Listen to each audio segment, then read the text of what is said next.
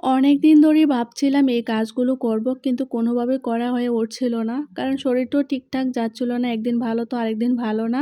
তারপরে ফাইনালি ভাবলাম যে আজকেই করব। তো কী কাজ সেটা বলছি। এই যে হাতে দেখতে পাচ্ছেন আমার হাতে কতগুলো গাছের ডাল। এগুলো হচ্ছে ফুল গাছের ডাল সবগুলোই। আর আমি এই ফুল গাছের ডালগুলো ছাদে লাগিয়ে দেব। আর দেখো বাইরে কিন্তু বৃষ্টি হচ্ছে। আমি কিন্তু এর মধ্যে কিন্তু অনেকগুলো মাটি আনছি। একদম ৫-৬ বালতি।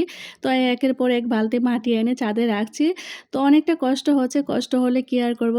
যেহেতু ফুল চারা পুজো দিতে হচ্ছে প্রায় দিনই, আমি ফুল পাই না। আমাদের বাইরে কিন্তু ফুল আছে, কিন্তু ফুলগুলো হচ্ছে সকালবেলায় নিয়ে যায়। তো ভাবলাম ছাদে ফুল গাছ লাগালে আমার একদম নিজেই ফুলগুলো তুলতে পারবো এবং পুজো দিতে পারবো। সমস্যা নেই, বাইরে ফুল অন্যরা দিচ্ছে, এক জায়গায় মন্দিরে দিলেই হলো।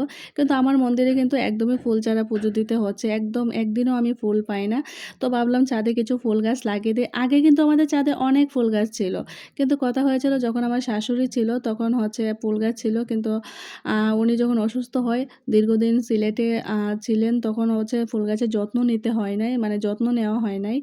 তো তখন হচ্ছে গাছগুলো মরে গেছে। আর দেখুন ছাদের কি অবস্থা ফুল গাছের টবগুলো। তো আমার কাছে কোনো টব ছিল না। মানে কোথায় লাগাবো? তো আমি হচ্ছে আগের টবগুলো পরিষ্কার করছিলাম। এই যে কঠিন ছিল অবস্থা। মানে এই যে ফুল গাছের ঢাল, এই যে জড়গুলো আমি হচ্ছে বালতি থেকে বের করেছি। অনেকটা কষ্টেই বের করেছি। এগুলো একদম শক্ত হয়েছিল। তো বৃষ্টি হওয়ার কারণে দেখা গেছে যে একটু নরম হয়েছে। তারপর অনেকটা টানাটানি করে হচ্ছে এই ঘাসগুলো, এগুলো ঘাসগুলো আমি একদম নিচ থেকে তুলে, তুলে ফেলে দিচ্ছি। আর যাদের অবস্থা খুবই খারাপ ছিল, তো আমি অনেক সময় নিয়ে এগুলো পরিষ্কার করছিলাম। তো আমি এরই মধ্যে কিন্তু অনেকগুলো ফুলের ঢাল লাগিয়ে দিয়েছি। তো দেখতেই পাচ্ছেন। আর এদিকে দেখুন আমার ছেলে কিন্তু শুরু থেকে আমার সাথে ছিল। সে কিন্তু আমার সাথে, সাথে কাজ করছিল। কাজ বলতে কি, এই যে মাটি নিয়ে খেলা করছিল। এই কাজ করতে, করতে হঠাৎ করে কি করলো, একটা অকাজ করে ফেললো। অকাজ বলতে কি জানেন? এই যে আমার কাছে একটা ছাতা ছিল বড়, আমার বলতে আমার শ্বশুরমশাইয়ের ছাতাটা ও নিয়ে খেলছিল। হঠাৎ করে আমি খেয়াল করি নাই, এখন পর্যন্ত আমি খেয়াল করি নাই। হঠাৎ করে দেখি সে ছাতাটা ফেলে দিয়েছে। মানে ছাতা ফেলে দিয়েছে দেখে আমার মাথা একদম গরম হয়ে গেছে।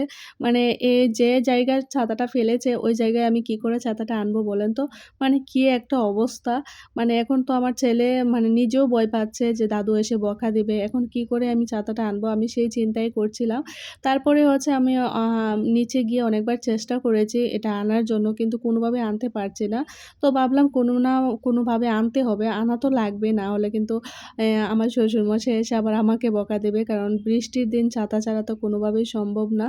তো যাই হোক আমি হচ্ছে ফুল গাছের ডালগুলো সবগুলোই মোটামুটি লাগিয়ে দিয়েছি। আমি বাইরেও কিছু লাগিয়ে দিয়েছি যেন অন্যরা নিতে পারে। আর এদিকে হচ্ছে তুলসী বেদির মধ্যেও কিন্তু মাটি খুবই কম ছিল। মাটি যেহেতু এনেছি, তো ভাবলাম তুলসী বেদির মধ্যেও একটু মাটি দিয়ে দেই।